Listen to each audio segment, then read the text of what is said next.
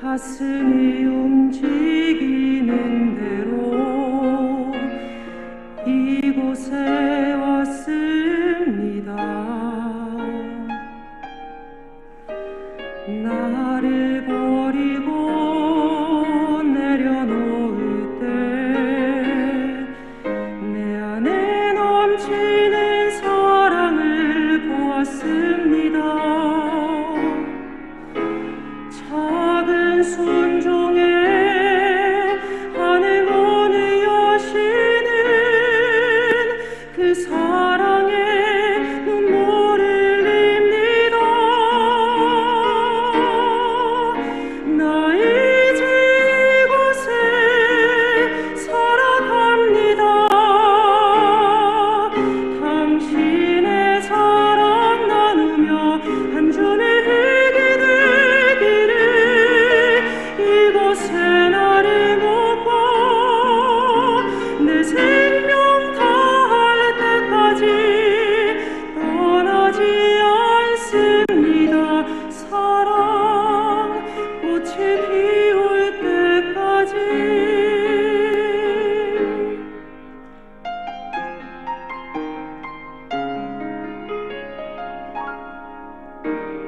나를 버리고 내려놓을 때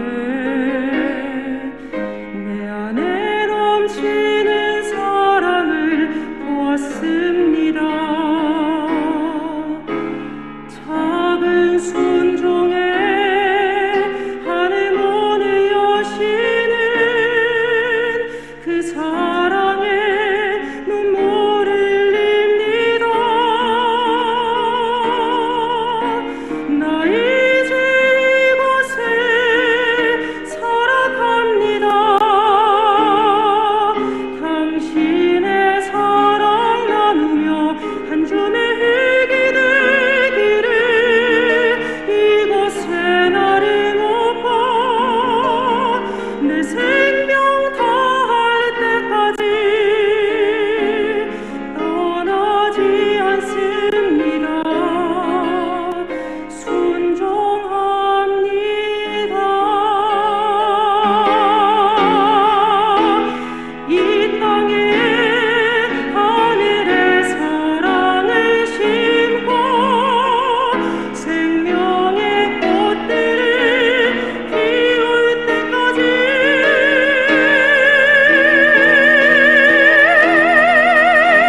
나 이제 이곳에 살아갑니다.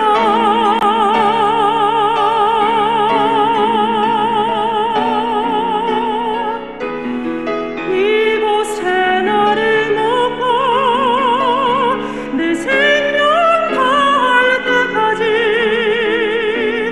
떠나지 않습니다. 나 이제 이곳에 살아갑니다. 당신의 사랑 나누며 한 줌의 흙이 되기를. 이곳에 나를 묻고 내 생명 다할 때까지 떠나지 않습니다.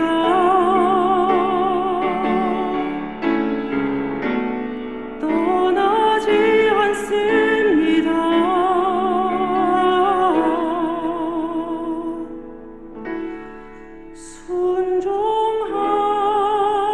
순종합니다.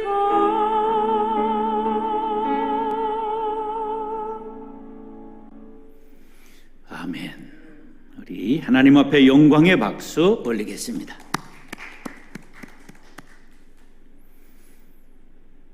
따라하시죠. 기도의 동반자 외식. 태진아의 히트곡 동반자라는 노래가 있습니다. 당신은 나의 동반자, 영원한 나의 동반자, 내 생애 최고의 선물 당신과 만남이었어. 잘 살고 못 사는 건 타고난 팔자지만 당신만을 사랑해요 영원한 동반자여. 노래는 부를 줄 몰라서 가사가 내용이 좋아서 한번 읽어봤습니다. 세상에는 동반자로 살아가는 사람들이 많이 있지요. 또 함께 사물과 또 현상과 동반하고 살아가는 것이 많이 존재하지요. 대기업과 하청업체, 그들이 공생관계에 있습니다. 그런데 대기업이 하청가를 후려쳐서 갑과 을의 관계로 어렵게 만들어 사회적 문제가 제야기되기도 하지요. 악어라고 하는 무서운 짐승이 있지요. 근데 이 악어가 악어새와 공존합니다. 조그만 새가 어떻게 악어하고 공존할까요? 악어가 양치질을 할 줄 모릅니다. 늘 육식을 하는데 그 고기가 이 사이에 끼는 거예요. 근데 자기가 치실을 할 줄도 모르고 양치질을 할 줄 모르니까 악어새가 입을 쫙 벌리면 들어와서 이 사이에 있는 고기를 전부 파주기 때문에 우리가 상상할 수 없는 아름다운 공생이 이루어지는 것입니다. 벌과 나비, 이것은 꽃과 공생하는 것이지요. 자, 술은 예로부터 술 혼자 이름이 거론되는 적이 없습니다. 반드시 주색 잡기, 이게 동반자입니다. 우리나라 옛 가요 중에 이 풍진 세상을 만났으니 그러한 노래가 있죠. 2절에 보면 담소화락에 엄봉덤벅 주색 잡기에 골몰하니 세상 만사를 잊었으면 내 맘이 족할까, 그런 말이 나오죠. 이게 뭐냐 하면 일제시대 나라를 잃고 희망을 잃은 대표적인 그 지식인들에게 각성을 촉구하는 내용이 아닌가 그렇게 생각합니다. 그래서 교회에서는 이 노래를 가사를 바꾸어서 불렀습니다. 이 풍진 세상을 만났으니 우리의 할 일이 무엇인가? 믿음과 소망과 사랑 중에 제일은 사랑이라. 형제여 서로 사랑하자, 우리 서로 사랑하자. 사랑의 주님 계명 지켜 힘써서 사랑하자. 우리 모두 가정에서, 일터에서, 교회에서 서로 사랑하며 살아가는 아름다운 동반자가 될 수 있기를 간절히 바랍니다. 오늘 본문은 사람에게 보이기 위하여 꾸미는 외식에 대한 경계의 말씀 중 구제에 이어서 두 번째, 기도할 때 꾸미지 말아라, 그러한 내용입니다. 기도와 외식이 무슨 상관관계가 있을까요? 의외로 상관관계가 아주 밀접합니다. 자, 특별히 목사들에게 관계가 깊습니다. 자, 목사들은 기도를 많이 해야 된다는 부담감을 안고 삽니다. 그래서 아예 강대상에다 이부자리를 펴고 자는 목사님들도 더러 있습니다. 목사님들, 여기서 이러시면 안 됩니다. 잠은 집에서 주무시기 바랍니다. 오래전 이야기지요. 목사님이 강대상에서 늘 주무세요. 근데 집에 오기만 하면 아내를 그냥 쪼고 잔소리하고, 그래서 아내가 굉장한 상처를 받고 살아갑니다. 근데 어느 날 목사님이 주일 설교를 하는데 누가 뚜벅뚜벅 이불을 이고 가운데로 걸어 들어와서 가만히 보니까 자기 마나님이거든. 어쩌려고 저러나 그랬더니 이 사모님이 강대상에 올라오더니 이부자리를 펴는 거예요. 그래서 설교를 하다 말고, 여보 왜 이래 그러니까, 나는 강대상에서 천사의 소리를 하는 당신이 좋아. 그래가지고 잘못했다고 싹싹 빌었다는 전설 따라 삼천리. 강대상에서 잠을 잔다고 천사가 되고 성자가 되는 것은 아닙니다. 저도 개척하고 기도를 많이 한다, 많이 해야 된다는 중압감이 있었어요. 그래서 교인들에게 보이기 위해서 새벽 기도에 제가 제일 끝까지 기도를 하겠다 이렇게 작정을 했습니다. 그런데 어떤 왼수 같은 권사님이 1시간이 돼도 안 일어나는 거예요. 그러니까 강대상에서 무릎을 꿇고 뒤를 돌아봐도 계속 계셔. 그래가지고 그걸 버티느라고 얼마나 힘들었는지 어느 때는 자기가 코 고는 소리에 깜짝 놀라가지고 일어나기도 하고, 어느 때는 딱 보니까 손목시계를 보니까 8시가 되었어요. 잠이 든 거죠. 그래서 늦었다. 그리고 벌떡 일어나려고 그러니까 쥐가 나가지고 얼마나 쩔쩔매고 고생을 했는지 몰라요. 목사들에게도 이런 애환이 있는 것을 아시고 권사님들 기도하면 바닥바닥 일어나서 가서 밥하시기를 바랍니다. 이제 제가 교회를 크게 짓고 나서 신령한 목사가 돼야지. 그리고 새벽 기도마다 손을 들고 모세와 같이 기도하기 시작했어요. 이게 처음에는요 5분 기도하기 힘듭니다. 그런데 제가 꼬박 늘 연습해서 30분을 손 들고 기도했다는 거 아니에요. 그때 이 근육이 좀 생겼는지는 모르겠는데 얼마나 그게 힘든 일입니까? 하여간 목사들은 기도 많이 하는 신령한 목사다, 그렇게 인정받기를 원하는 거지요. 그러니까 오늘 말씀은 신앙의 초보자를 가리켜 하는 말씀이기보다는 신앙생활 오래 한 사람들, 중직들에게 하는 말씀이라고 생각할 수가 있습니다. 그렇습니다. 신앙생활 오래 하다 보면 신앙인들이 갖춰야 될 자격과 그 다음에 격식과 소양에 대해 알게 되지요. 자, 그래서 사람들, 신앙생활 오래 한 사람들은요 말투나 행동을 보면 저 사람이 목사다, 장로다, 권사다 하는 걸 알아볼 수 있어요. 심지어 저 같은 사람은요 사람들하고 말을 하다 보면 이 사람이 순복음인지 감리교인인지 성결교인인지 장로교인인지 대부분 알아맞힐 수 있습니다. 왜? 용어가 조금씩 다른 특징이 있다는 거예요. 가령 여호와를 야훼 그러면 어디 교인일까요?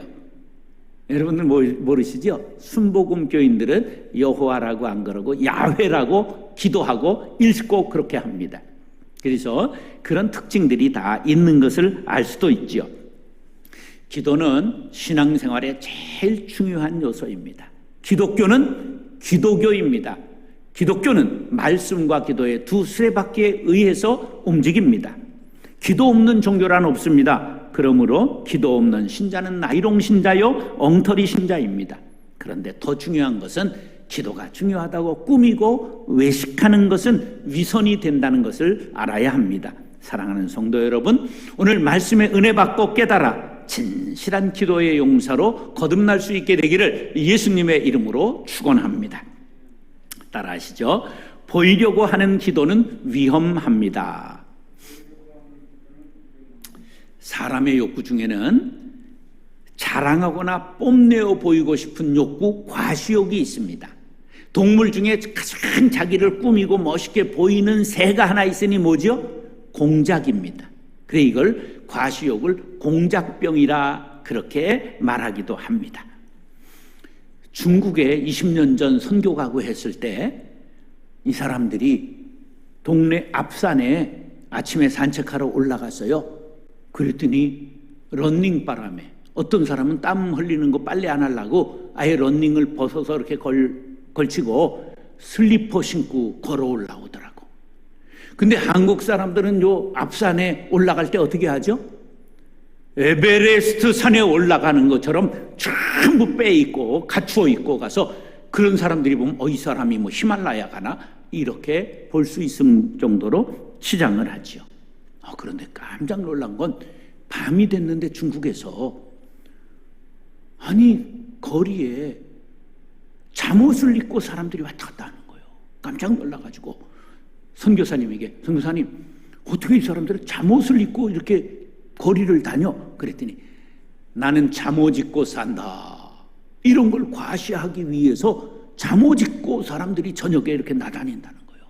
그러니까 잠옷이 그것이 부의 상징이 된 그런 시대였다, 그런 뜻이지요. 명품, 또 뭐 설교 중에 영어를 많이 하는 거, 이런 걸 씨 부린다고 그래요. 이런 거를 한다든지 뭐 히브리어 헬라어를 너무 많이 한다든지 이런 것들, 이것이 과시욕이라 그렇게 볼 수가 있습니다.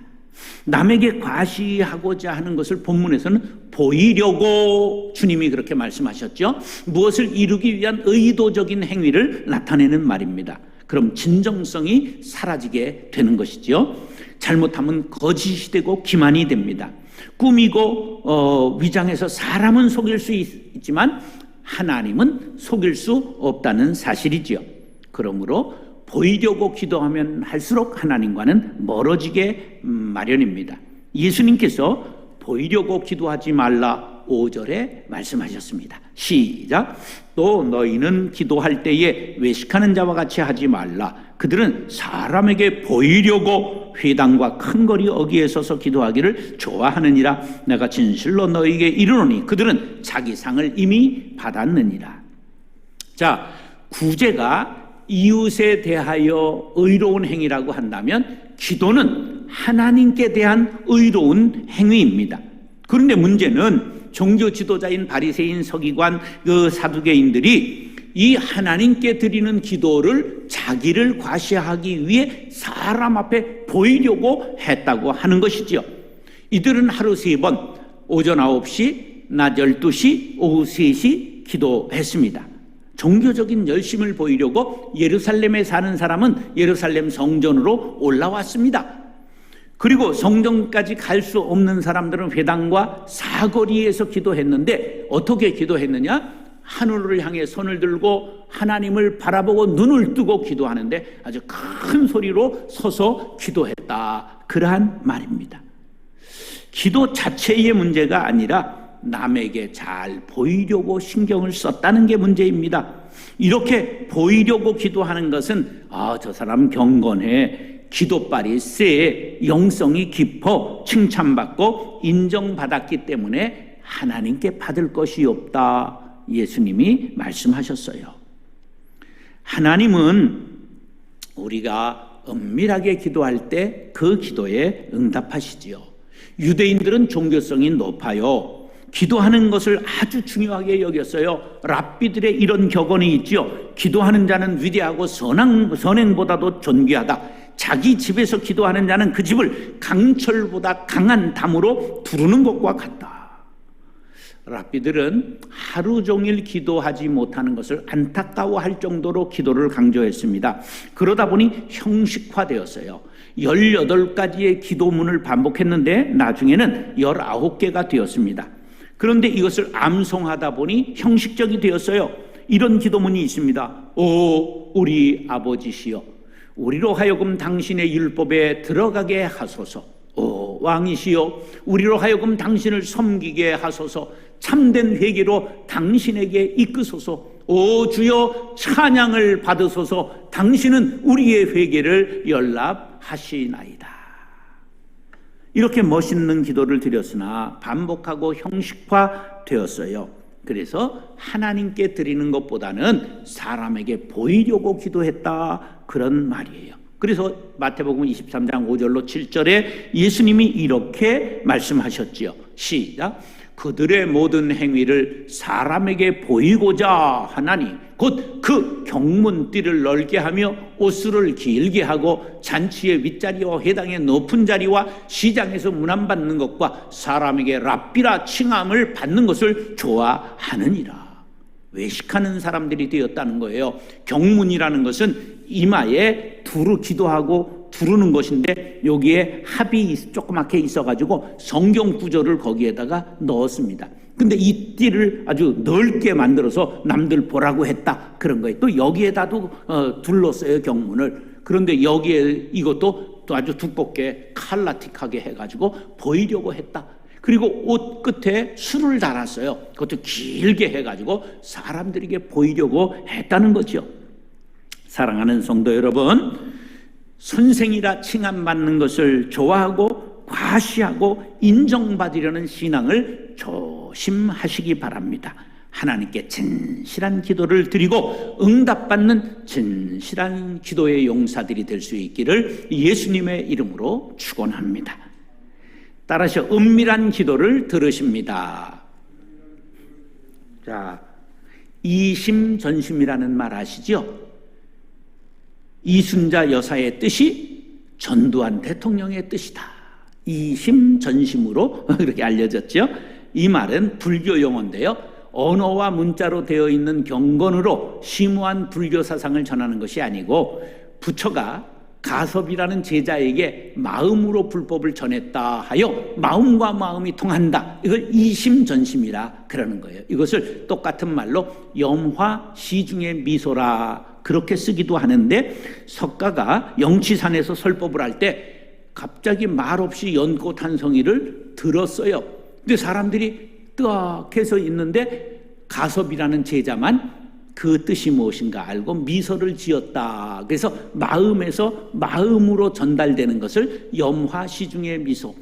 염이라는 것은 두음 법칙에 의해서 염이 된 겁니다. 그래, 염이라고 하는 것은 집어들었다, 그런 염자입니다. 그래서 염화시중의 미소, 그런 뜻이에요. 우리가 골방에서 기도를 드린다 해도 은밀하게 들어도 하나님은 다 아십니다. 자, 6절 시작. 너는 기도할 때에 내 골방에 들어가 문을 닫고 은밀한 중에 계신 네 아버지께 기도하라. 은밀한 중에 보시는 네 아버지께서 갚으시리라. 할렐루야. 은밀한 중에 구제할 것을 말씀하신 데 이어서 기도도 은밀한 가운데 하라고 말씀하고 있습니다. 하나님께서는 은밀한 중에도 보신다. 여기 은밀하다는 말은 하나님이 비밀스럽고 조용한 것을 좋아하신다는 뜻이 아니라, 사람 앞에 거리에서 보이려고 기도하지 않아도 골방에 들어가 우리가 기도할지라도, 지금 온라인을 통해서 이렇게 예배를 드리는 그 장소에도 하나님이 임재하신다는 사실을 믿으시면 아멘 하시기 바랍니다. 이 왜 그러냐 하면 하나님은 전지전능하기 때문에 그럽니다. 이 전지라고 하는 말은 전지현의 준말이 아니고요, 과거, 현재, 미래의 모든 것을 완전하고 불변하게 알고 계시는 하나님의 속성을 전지성이라고, 그렇게 옴니사이언스라고 말합니다. 그리고 전능이라고 하는 것은 뭐냐 하면 하나님이 원하시는 것은 무엇이든지 하실 수 있다. 그래서 Almighty 그렇게 말하죠. 전능성이라 그렇게 말합니다. 전능하신 하나님께서는 진심으로 기도하는 자의 기도를 말을 하지 않아도 골방에 있어도 전부 들으시고 응답하신다고 하는 것입니다. 인간은 과시욕이 있어요. 그래서 과시하려고 기도하면 안 된다. 하나님과 은밀한 대화를 나누는 기도를 하나님이 기뻐하신다. 그렇게 말씀하신 것이죠. 은밀성은 몰래 하는 것을 강조하는 것이 아니라 외식하지 않는 것, 순수한 동기, 순수한 마음의 기도를 강조한 것입니다. 자, 기도 응답에 4가지가 있습니다. 기도 응답에 4가지, 즉시 응답하는 응답이 있습니다. 히스기야가 이제 사망 선고를 받고, 하나님, 내가 어떻게 죽을 수가 있습니까? 살려주옵소서 간절히 기도했더니 즉시 15년 생명을 연장시켜 주셨습니다. 거절하시는 경우가 있습니다. 사도 바울이 육체의 가시를 제거해달라고 간절하게 3번 기도했으나 내 은혜가 네게 족하도다, 그대로 살아라, 거절하셨습니다. 그 다음에 3번째는 교환. 어린아이들이 칼을 달라 하면 부모가 장난감 칼을 주는 것과 같이 교환해 주시는 것입니다. 4번째, 지체. 아브라함이 아들을 주신다는 약속을 받고도 몇 년 기다렸습니까? 25년을 기다렸습니다. 이렇게 기도의 응답의 형태 4가지가 있는 것을 기억하시기 바랍니다. 그러므로 진실한 기도는 반드시 어떤 형태로라든지 응답된다는 것을 기억하시고, 이런 복음성가를 꼭 기억하시면 좋겠습니다. 응답하신 기도 감사, 거절하신 것 감사, 헤쳐나온 풍랑 감사, 모든 것 채우시네. 아픔과 기쁨도 감사, 절망 중 위로 감사, 증량 못할 은혜 감사. 크신 사랑 감사해. 진실한 기도는 반드시 하나님께서 들으신다는 사실 기억하시기 바랍니다. 은밀하게 기도한다는 게 뭘까요? 크리푸토스라고 하는 헬라어로 되어 있는데 보이지 않게 하다, 알지 못하게 하다.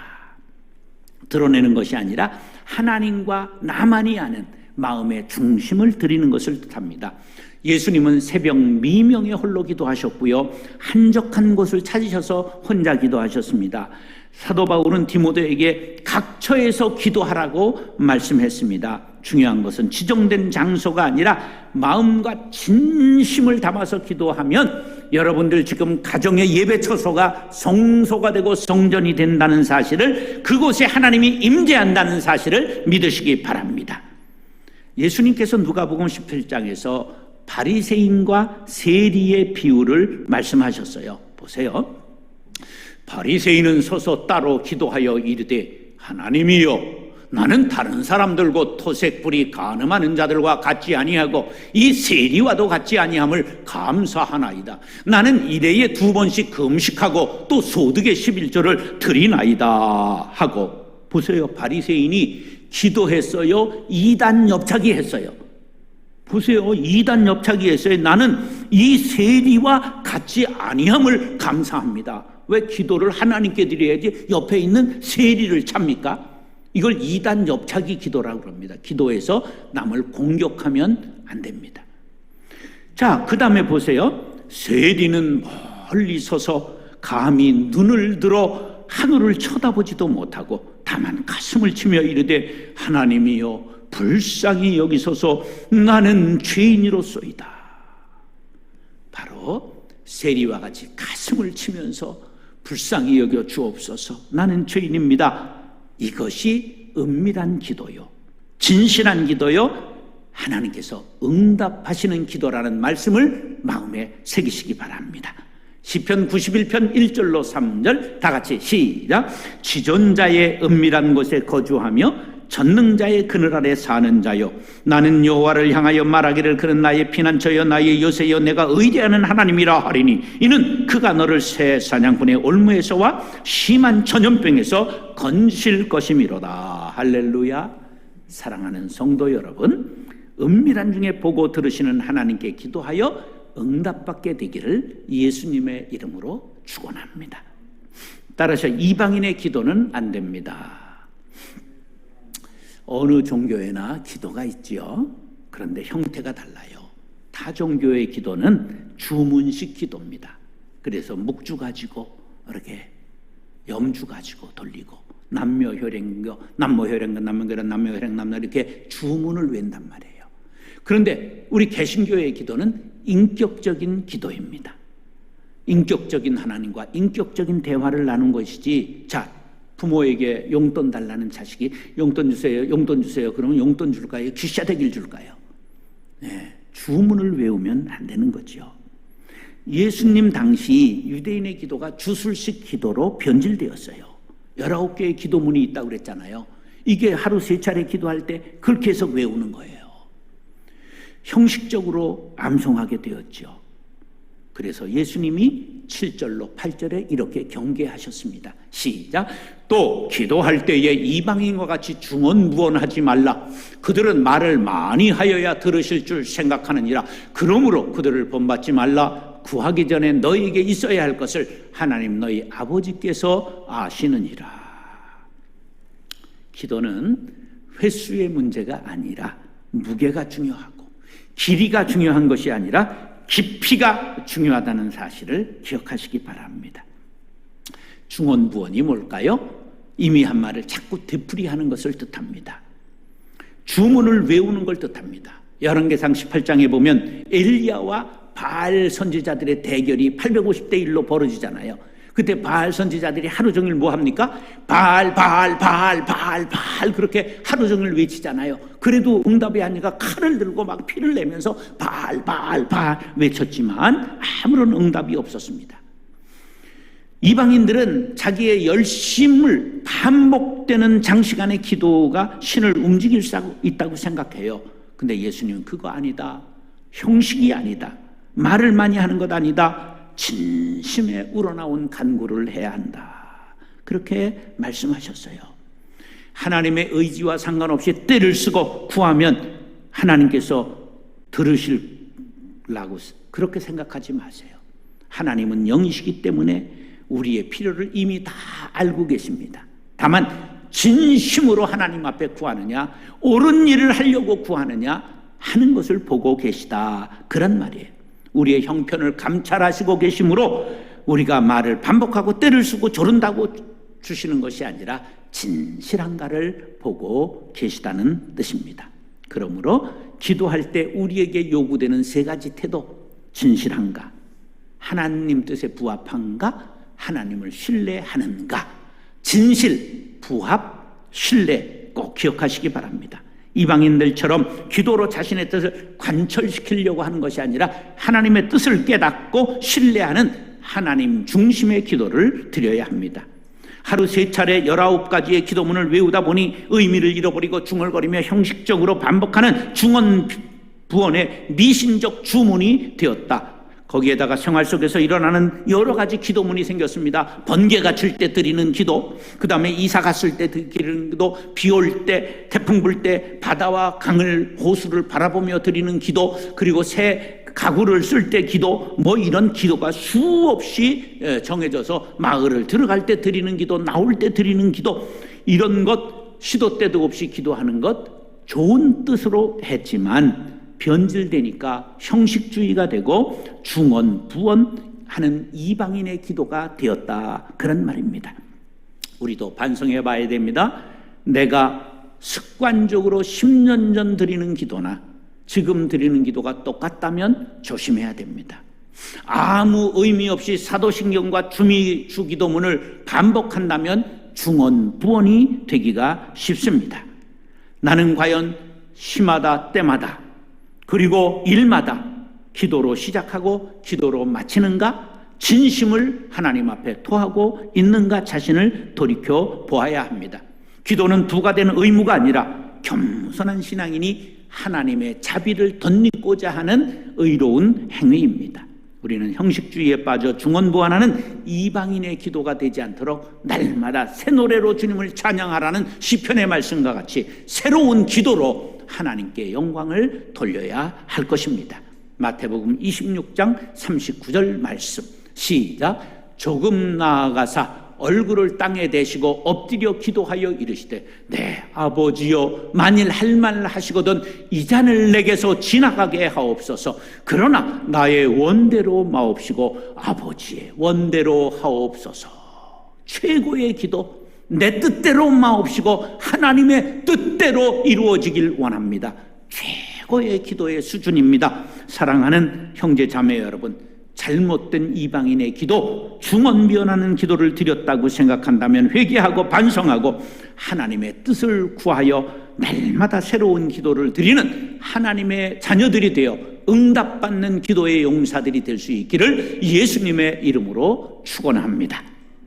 따라하시죠. 기도의 동반자 외식. 보이려고 하는 기도는 위험합니다. 은밀한 기도를 들으십니다. 이방인의 기도는 안 됩니다. 기도하겠습니다. 사랑과 은혜가 풍성하신 아버지 하나님, 기도는 중요하지요.